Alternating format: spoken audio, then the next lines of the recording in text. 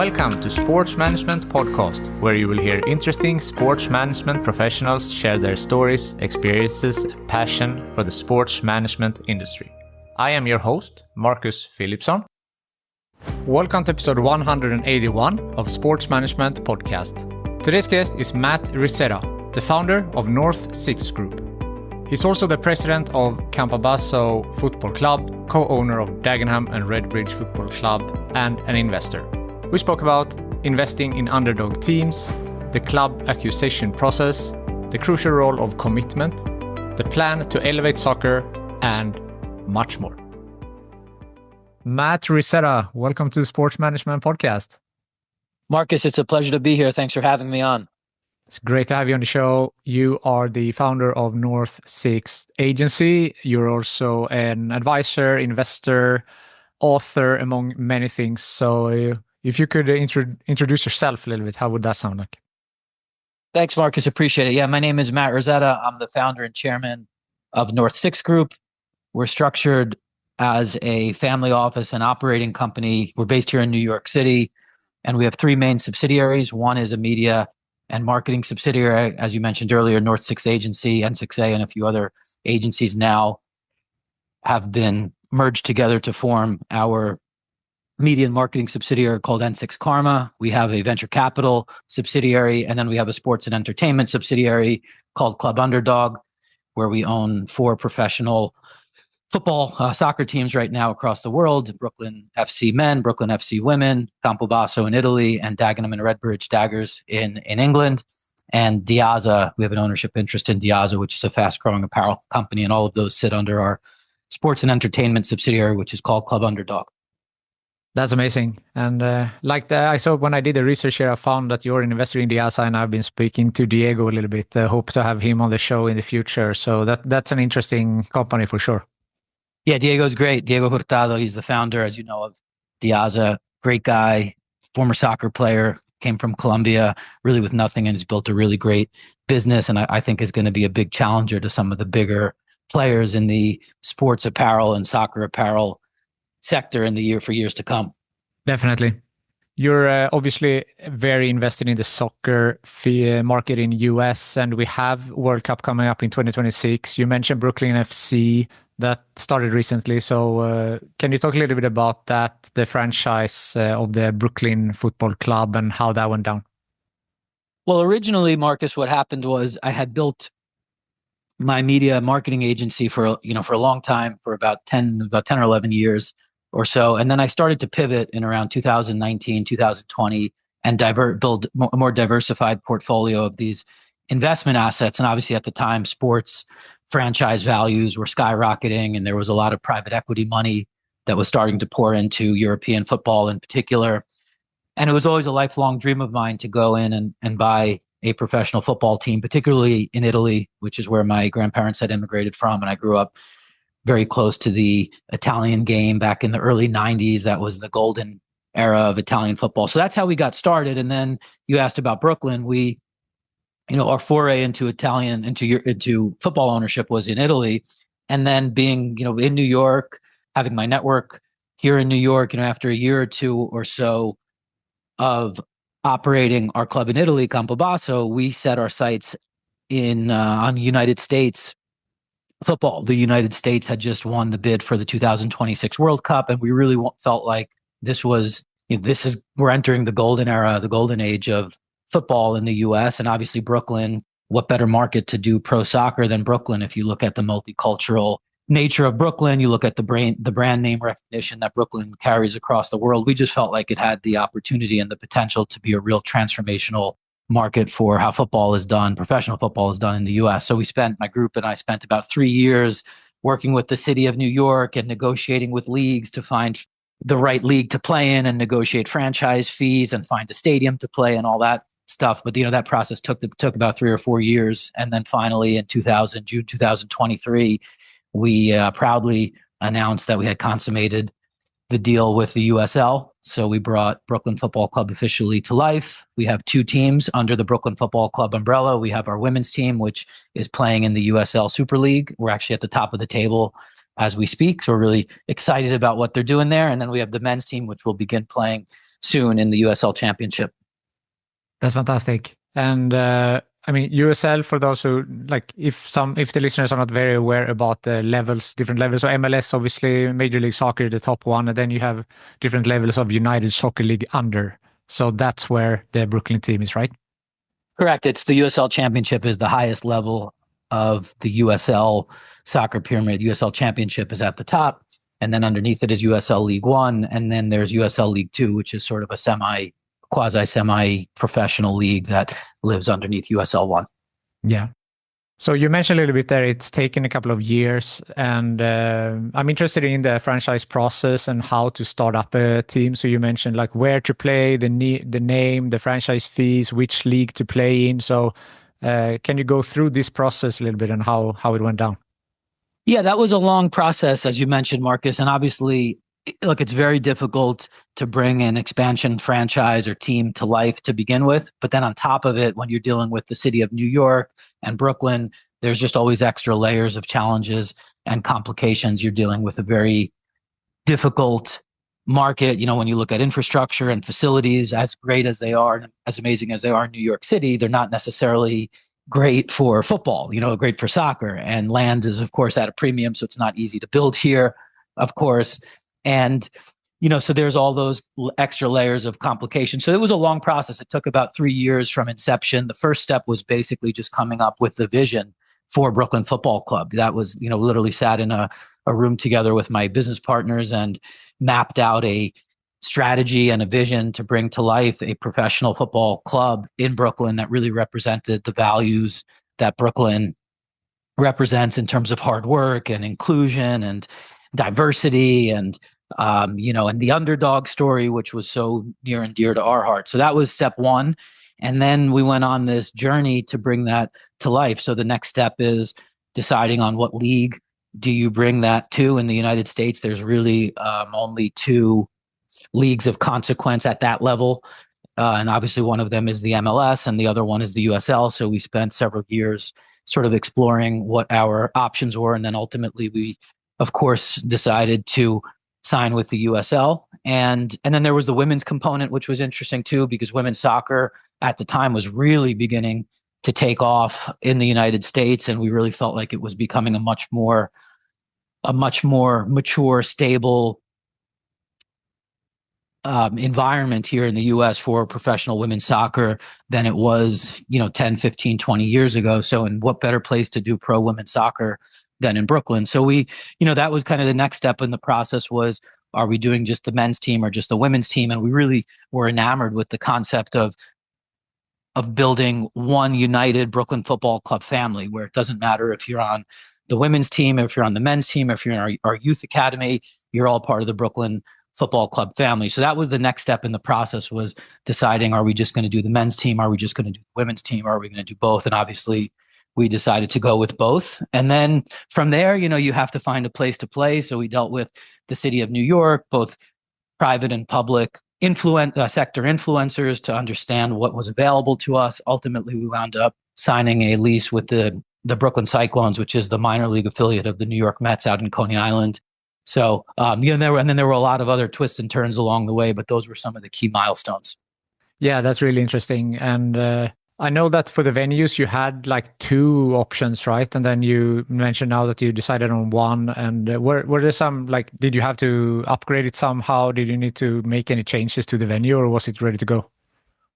Well, really in the borough of Brooklyn, Maimonides Park, which is where we wound up deciding to go in Coney Island, is the only outdoor stadium that really has professional world-class facilities and is up to the standard, certainly of the Division I requirements that USL Super League mandates. So that was really we always had our eyes set on that. But then obviously you're looking at, New York is an interesting market, and you're always looking at creative opportunities, and maybe there's ways to build a modular stadium. We had already discussed some initial ideas with the city of New York to potentially do some partnership type deals with them, public-private partnerships, and build a modular stadium. But those are obviously long-term projects and visions. And I think in the future, one of our main objectives is to bring something like that to life. But for the next several years, we're certainly happy and grateful for the relationship with the New York Mets and the Brooklyn Cyclones to be playing out there. So for the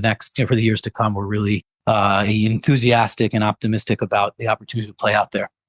Exciting times. You mentioned before you have a background also in PR.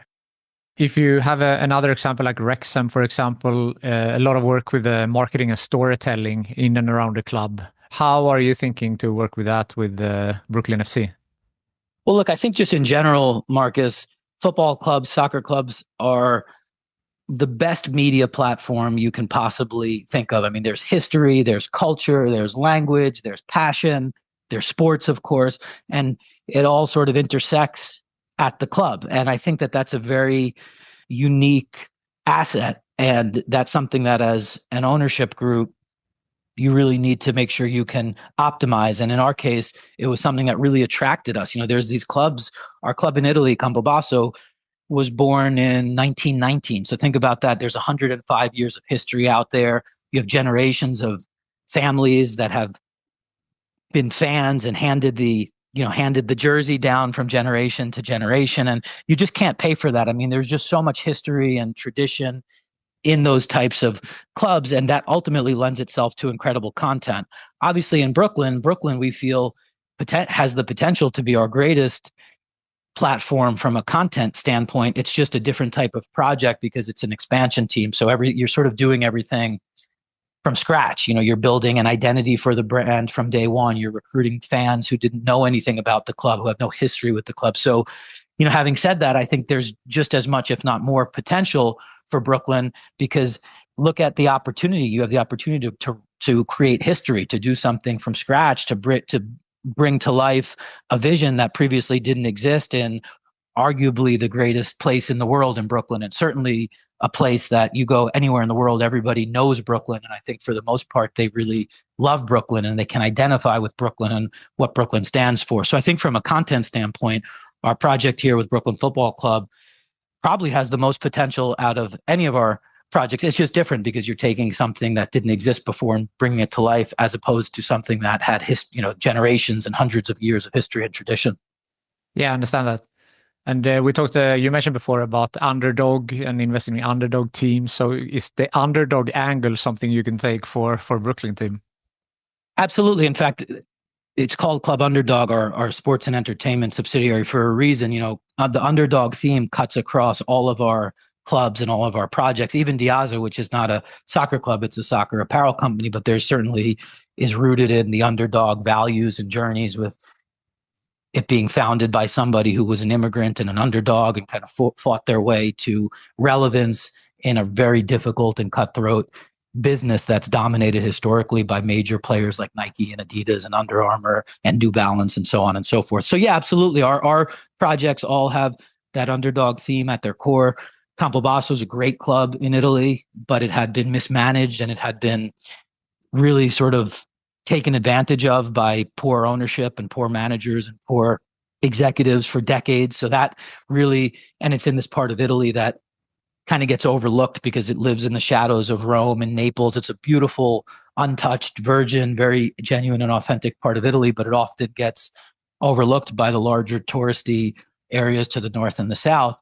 So that is like the classic underdog story. And then when we did Dagenham and Redbridge in England, it's in Dagenham, which is a neighborhood of East London, near East London, that gets overlooked itself. And it's it's one of the few neighborhoods at this point in the greater London metro area yet to go through real gentrification. So that project really spoke to us as well, the idea of bringing to life not just this club, but this area of London, one of the most recognizable and respected cities in the world that people don't really know about and kind of gets overlooked and forgotten at times. So, and obviously Brooklyn to us is the quintessential underdog story. It's the underdog journey. You know, when you think of immigration into the United States and you think of melting pot and all the stuff that really has made the US such an amazing country, a lot of people, if you say, well, what's one place where, that concept comes to mind, one of the first places you're likely to think of is Brooklyn. So, and then obviously being a New Yorker myself, and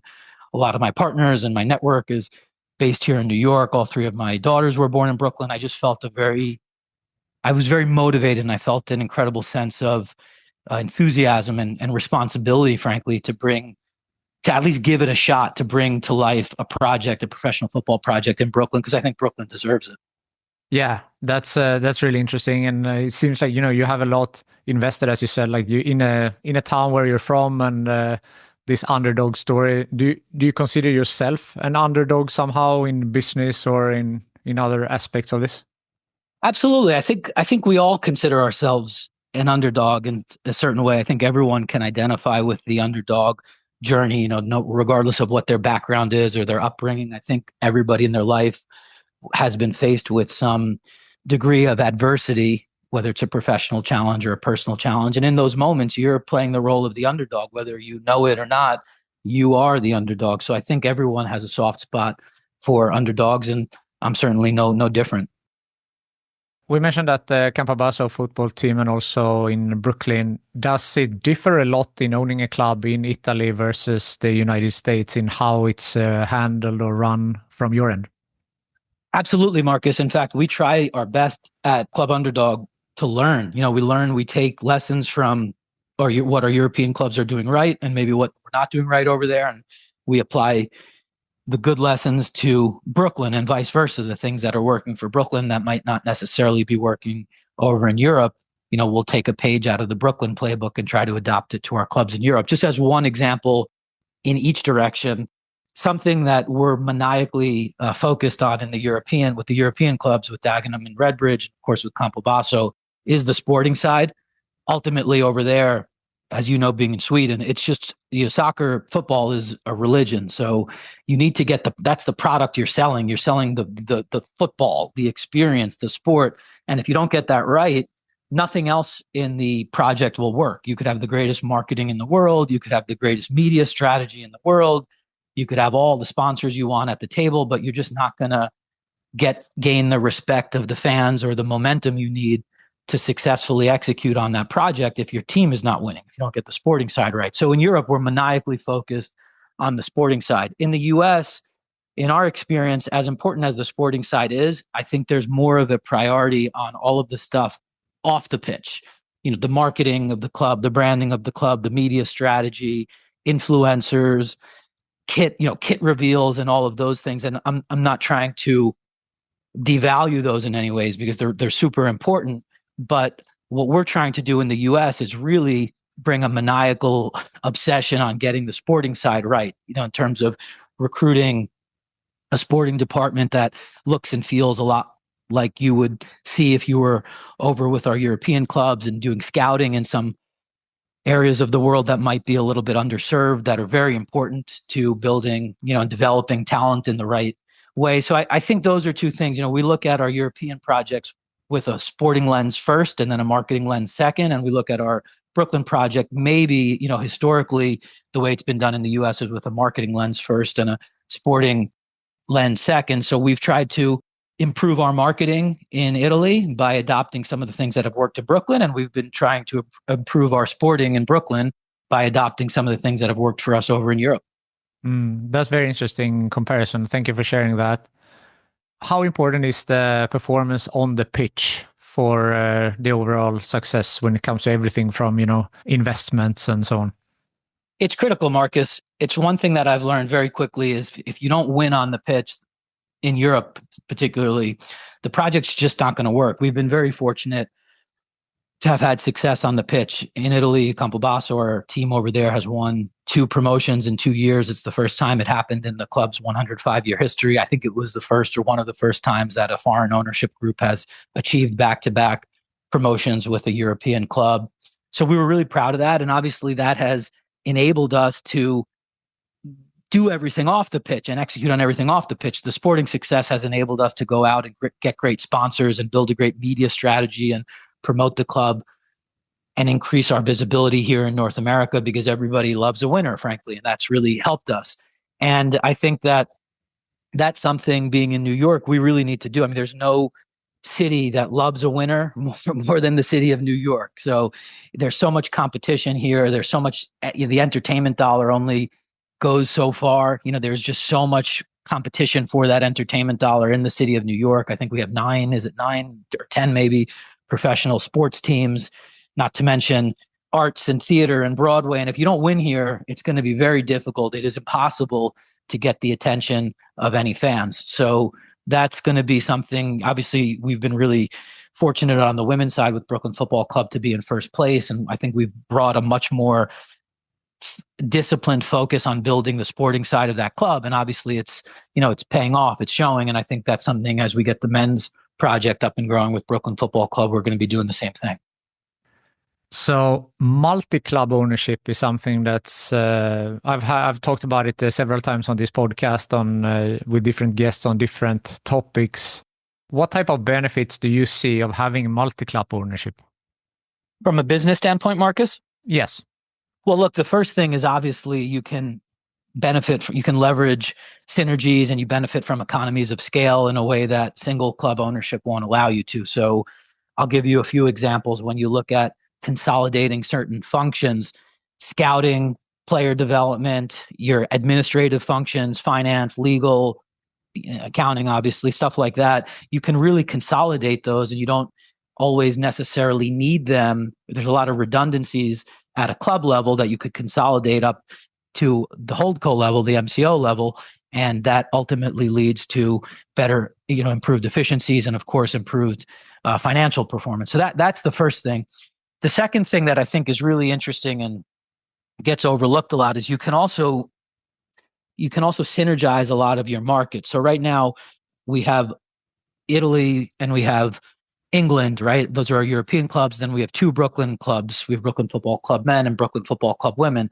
So in the European market, we can utilize the same resource in many cases to help with our sporting function. So we don't need, 5 sporting directors. We can use 1 or 2 sporting directors that understands those markets well. Maybe somebody takes the Eastern European region, someone takes the Western European region, but we don't need one scout. We don't need one sporting director in each one of those countries. We can commonalize them in certain regions. And then in Brooklyn, we have 2 franchises that are owned by the same company. So obviously the sporting side of the Brooklyn Football Club men's team and the sporting side of the Brooklyn Football Club women's team certainly are unique and they have their own resource set. But then if you look at the other resources around it, sales, marketing, all of those can be the same. In fact, they actually lend value because what they do is we can do a lot of market research that otherwise we wouldn't be able to do. So like our Brooklyn Football Club women's team has a very different audience than our Brooklyn Football Club men's team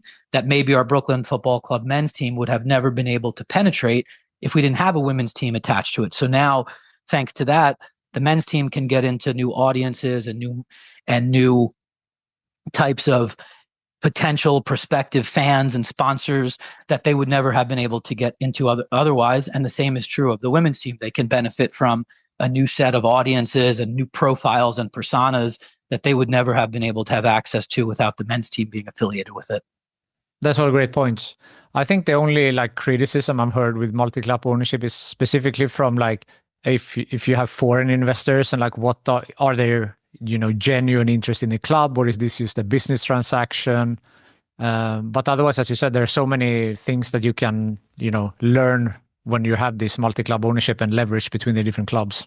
Look, I think you're hitting on a really important point too, Marcus, is that these deals are dead on arrival if they don't speak to the ownership group. So in our case, we went to Campobasso. This is where my family immigrated from, and it really spoke to me and my group, I think, in a way that other clubs didn't. So our heart and soul is in Campobasso. Our heart and soul is in Dagenham and Redbridge with our project with the Daggers. We really feel we can get behind it. Being here in New York and being New Yorkers and seeing the market opportunity and the potential to change the way that professional football is done in the United States in Brooklyn is something that really spoke to us and hit us in a way that goes beyond just a basic business transaction. So if there isn't the passion and there isn't the attachment and the connection to these clubs, we certainly as a group that invests in multiple clubs would never even consider those deals. So I think all of our projects try to be, in our case, we try to be passionate. They need to be authentic and they need to speak to us in a way that goes well beyond the P&L. And then obviously it's a business, it's an enterprise. We have our money in it, we have investors in it. So obviously there needs to be a return here. They need to be run with a financially viable and sustainable model, and there needs to be a return profile. So there's that whole piece of it. But frankly, if the passion and the vision and the connection to the clubs isn't there, at least in our case, we wouldn't bother looking at it. Yeah, and that makes a lot of sense, right? That you have a genuine interest, and that's what makes the difference. Absolutely. It's just there's too many ways nowadays to make money where, that if we weren't passionate about this, why would we do it? We can go put our money in the stock market and you'll get 18 to 20% return, or put it in real estate or whatever. This is, to us, this is about more than just the return. The return profile is a critical component and something that we have to be prudent about, and we have to be bullish on, and there has to be a real path to financial sustainability, and then of course a significant return profile over the long term. But in the short term, if the opportunity doesn't speak to us in a way that we feel we can put our heart and soul in it and get behind it, and it represents the underdog values that define Club Underdog, we're just not going to look at it. So we mentioned in the beginning, World Cup is coming to US in 2026. What do you see, like how will that impact soccer going forward, and what is the best case scenario for you after 2026? Where is soccer in the US and what's the potential? Well, I think if you look at all the data, it supports that the next 5 to 10 years is going to be the golden era, the golden age of professional soccer or professional football in the United States. I believe I read some statistic, Marcus, that of all of the global soccer investment, something like 65 or 70% of it was concentrated in the US market over the past 12 months. If you look at the dollar value of total investment, not just in clubs, but when you look at adjacent investments, soccer technology platforms, scouting companies, apparel companies, stuff like that, I think 65 or 70% of it, if I wasn't mistaken, is in the US market. You look at so many successful executives who have cut their teeth in the NBA and the NFL and have been general managers of baseball clubs. So many of them now are moving into professional soccer in the US because they believe in it. Even my network in Europe, I have a great network in Europe. I can't tell you how many people in Europe have called me and said, "Hey, Matt, I want to get into US soccer. The next 3 to 4 years is going to be the boom, the boom age, the boom period of US soccer. I want to be a part of that." So I think that you look at the next 5 to 10 years, and it's now or never. If it doesn't happen in the next 5 to 10 years in US soccer, maybe it never happens to the extent that all of us believe it will. So what does that create? It creates this ecosystem and this arms race, and investors looking at what assets they're going to bet on, and everyone's sort of setting up their chessboard as investors as strategically as they can ahead of the US soccer boom. And I think we're at the beginning stages of the boom. I think it's obviously already starting to take off if you look at all of the data behind it, but I think there's still so much runway, and I think we're going to see the next 5 to 10 years really become an incredible period for US soccer. I think unlike any in history, if you look at history, the history of sports in the United States, and not just sports, if you look at the history of commerce in the United States, there's very few periods like there are going to be in the next 5 to 10 years in the US soccer ecosystem. That's what I genuinely believe. And obviously that's why we bet on our project, and what better place to bet on than Brooklyn in the US, and women's football and men's football, and doing it as one happy family as we're doing with Brooklyn Football Club. So that's a big part of our strategy as well, of course. Yeah, it's an exciting 5-10 years ahead, and I'll be following it for sure. Obviously, I think there's things when we look at US soccer, there's things US soccer I think still needs to do to improve and to learn from the European model. There's still US soccer is still very much a model that needs to be improved, and it's flawed in many ways, just like every model is flawed. The European model is flawed in certain ways, but I think if US soccer makes a few smart moves and a few tweaks and a few upgrades in certain areas, I think it can really be a major player in the global soccer ecosystem as we go into the future. And I mean, you mentioned Italy and England and some other countries. Of course, it's a longer history of football or soccer there. But as you said, there is obviously great potential for the US market as well. And look, that's the one, I think that's really the core question. Is the big variable in all of this is that in Europe, these are generations old clubs. The passion for football is really something that you can't teach. It's born, it's in your blood, it's in your identity, it's in your DNA.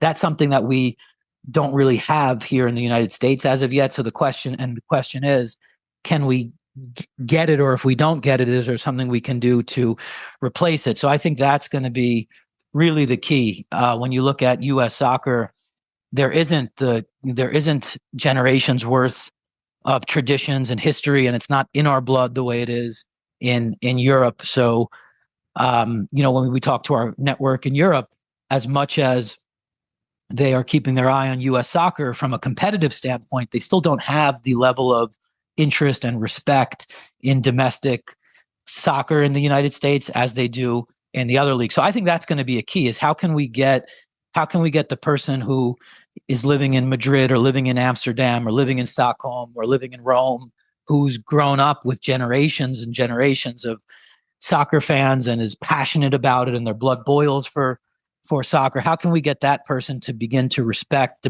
the United States soccer system? And that's going to be the real key. And I think there are certain ways we can do it. There's certain things we can do to make improvements and tweaks. But that to me is going to basically be a major turning point if we can start to get those folks not just interested, but respecting what we're doing over here.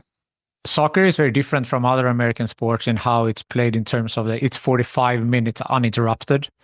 For example, American football, a lot of breaks and stuff like that. Do you think that this style as it is will be like the US people will take this to heart and follow this as it is, or do you think that it needs to be tweaked somehow? I do. I think it's just about education and exposure. The more I know, so many people in my network, Marcus, that grew up never really paying attention to soccer. And then once they get exposed to it and they get educated about it, they fall in love with the game. Because to your point, it's one fluid game. It's a 90-minute, there's 90 minutes of fluidity. As much as I love American football, I think there was some statistic like out of every 60 minutes of an NFL game, it was some very low number. I think it was, I don't know, maybe 10 minutes or 12 minutes is actual gameplay, where there's action, right? So it's just, to me, it's just about educating Americans on that. And I think obviously Americans, I mean, look at all of the data. I think soccer adoption in the United States is higher than it's ever been before. So I think we've made a lot of progress. The other thing I think is very interesting is as much progress as I believe in the United States we need to make to our development, our youth development, we've come such a long way. When you think about where we were 15, 20, 30 years ago, the youth soccer development in the United States has been phenomenal, and it's growing exponentially. It's obviously a different model than it is in Europe. Europe is basically subsidized by the clubs. The clubs view the players as future assets, and they invest in the assets, and the players, the kids, they don't pay anything. In the US, a lot of the system is still very much skewed toward a pay-for-play model. So I think that's something that we have to look to improve and to tweak. But just look at the progress we've made over the past 20 or 30 years. We're developing incredible talent. I mean, look at transfer fees, look at the Americans that are now playing in some of the best and biggest leagues in the world. Look at our American national team. Hopefully we'll put a good performance in 2026 together. I think all of those things have pointed toward incredible progress. We forget that obviously Rome was not built in a day, and we're not going to go become a soccer juggernaut overnight either. But if you look at it incrementally over the past 20, 30 years, I think progress in the United States has probably been on par with almost any other country in the world. Yeah, for sure. And great that you brought up there with the grassroots also, to get the talent, not only, focusing on the MLS and importing players from abroad, but to building up the talent in the country as well.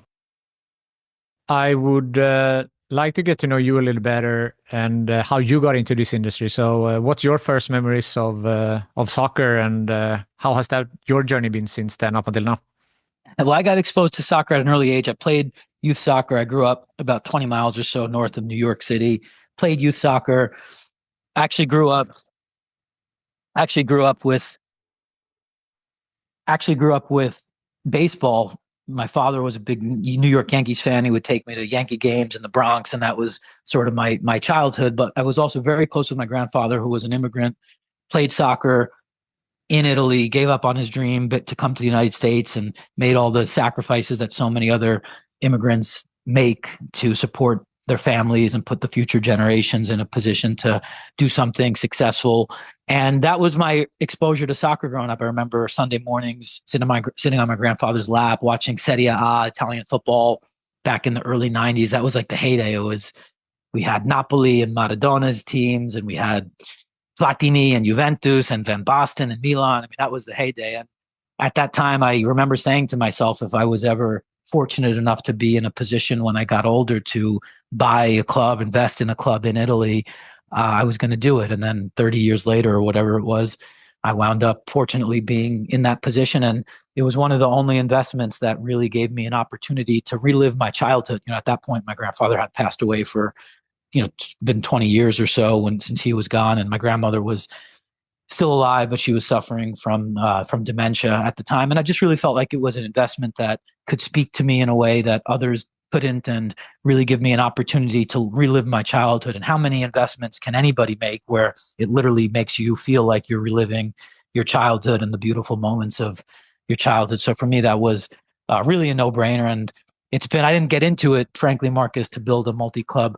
ownership group. I just built it because I loved the game, and I wanted to do it as a sign of respect to repay my grandparents for the sacrifices they made. And I felt like at that time in my life and career, I could start having a little bit more fun and doing things professionally that I was passionate about. And then it became an enterprise, and obviously now we have multiple assets under management. But it just sort of happened very organically, and it was born from passion, which is what I was saying earlier. I think these deals have to begin with passion, and then you need to build a real viable business plan around them with an enterprise view, and how are we going to make money on it. That's secondary to me. If it's not built and born with passion, the other part will never work. I think so too. And we have talked about underdogs. You mentioned your career now and how you got into the sport, but has there been any bumps on the road in your career? And if so, how did you overcome them? I mean, your career is filled with challenges. And I always say entrepreneurship in particular, it's never a straight line. It's always a very curvy line, and there's surprises waiting for you on the other end that you never expected. But just enjoy the bumps, enjoy the curves, because that's what makes the journey really special and unique. And I always have tried to do that.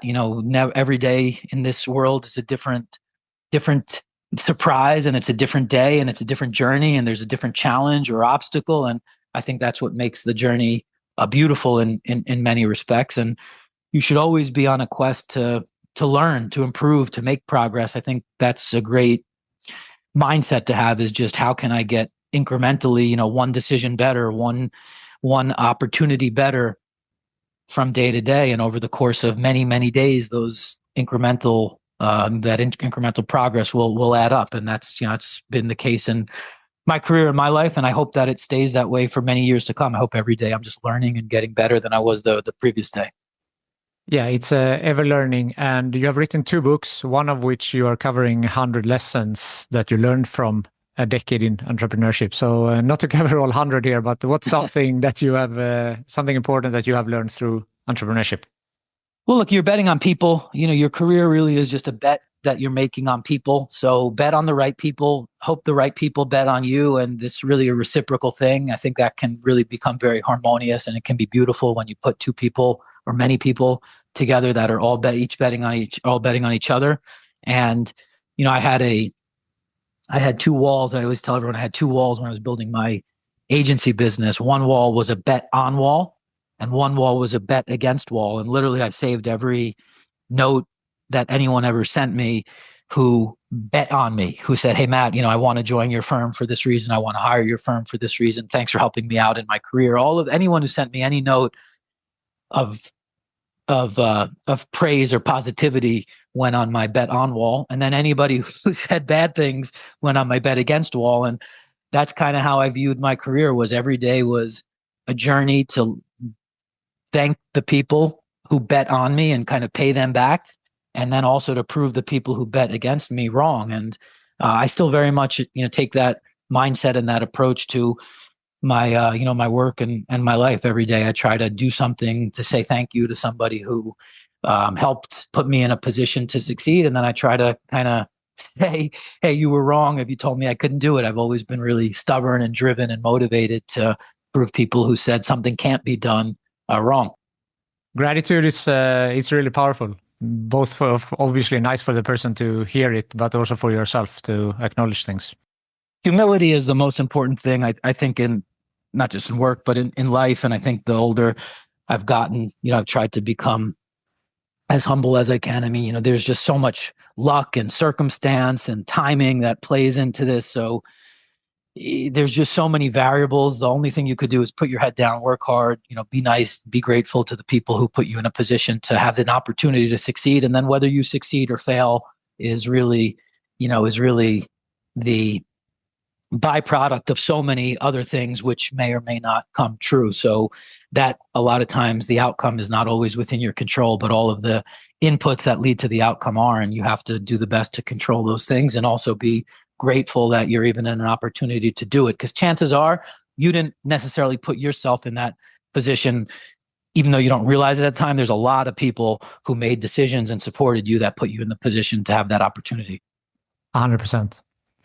So for the people listening that might work in sports or want to work in sports, maybe soccer specifically, what is some advice that you would give to someone with aspirations to work in this industry? Work hard. Number one is work hard. It sounds like a cliche. I thought that I was the hardest worker, or if not the hardest worker. Nobody worked harder than me when I was building my agency business. And then I got into sports and I realized that I'm working 10 times harder now than I ever thought I could possibly work. And I was working pretty hard before, but it's done with passion. It's done with enthusiasm. It's done with belief and conviction. So it doesn't feel like work. And this is really a privilege to work in the world of sports and the world of soccer, and to get out of bed every day and realize that, this isn't a job. I mean, this is, you feel like you're stealing money when you're working in this, because you don't feel like you're ever doing a day's work. I mean, it's all done with passion and love. And so that to me is the best advice I could give anyone looking to get into this is, number one, be prepared to work harder than you ever have in your life. Number two, remember that this is a privilege. For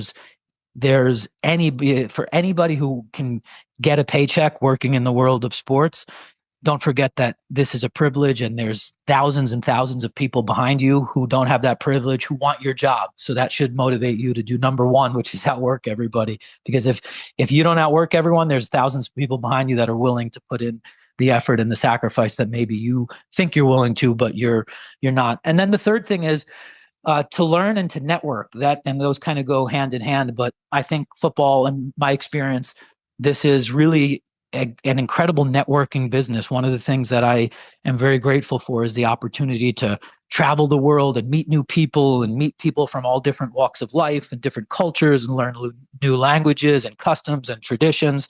And I think that's something that I would encourage anybody wanting to get into this business to really lean into. Have an open mind, embrace new opportunities and new cultures, and always have a endless quest and for curiosity, and to learn and to adapt new types of systems and cultures and processes and ways of doing business. And for me, that's been a really incredible opportunity. It's really opened my eyes to how the world works. And that's something I would encourage anybody who wants to get into this to lean into from day one. Yeah, definitely. And I love that. I found a quote that you have given your old university in Iona. So there was pretty much the same things, like stay hungry for improvement. You should be on a mission to learn something new. Ask questions, absorb information, and work hard, follow your dreams. So it was more or less the same as there. I love it. It's funny, Marcus, because the same rules that apply when I ran my marketing business apply to running this professional sports team. And I've spoken to people who are much smarter and more successful than I am, certainly, who are running hospitals, and they're running government agencies, and they're running major corporations. And they tell me the same thing. It really comes down to the same fundamental philosophies. People want to feel recognized. They want to feel appreciated. You need to have a constant sense of humility and an appetite to learn and to improve and to experiment. It's all of the same things. I think back to when I ran my agency business. It's no different than it is running a sports team. The only difference, frankly, is that in the world of sports ownership, it's so much more public facing. So like I joke all the time. I never once in my 12 years of running my agency business, never once did some random person pull me aside on the street of New York and by the arm and say, Matt, why did you put Marcus on this client account? He ruined the client account. The client's going to fire us, blah, blah. I never once had some random person pull me across the street and criticize decisions that I was making for my business. In the world of soccer, you get criticized publicly every day. I get, phone calls and Instagram messages from fans, Prez, why didn't you spend money on this striker? Why did you decide to hire this coach? Why did you do this with our logo? So that's the big difference, is that it's just so much more public facing. And I think that is something that everyone who wants to get into this business has to adapt to. They have to adjust to it. And for me, that was a big change. It was something I wasn't used to, and I'm still very much learning it. But that's I think that's a big difference one of the big differences, and really in my experience, one of the only major differences between running a sports club and running any other type of business. Yeah, that's a very good point. It brings out a lot of emotions from fans and other stakeholders in the club. Is there something I haven't asked you yet that you want to mention before we sign off here? No, I would just to reiterate, it's really a blessing to be able to, in my opinion, to work in professional sports and take a paycheck doing this. In my case, obviously owning equity in these clubs. And I think that I tell people all the time, it's very stressful working in soccer. It comes with a lot of, as I mentioned, public criticism and gut-wrenching decisions. And there's incredible stress that I think is amplified by this type of business that doesn't necessarily apply to all businesses. But you have to remember, at the end of the day, if you don't want to do it, there's a million people behind you who want your job. So just remember that it's a privilege, it's a blessing. And if you're in that position in the first place, you really have to count yourself very, very lucky. Definitely.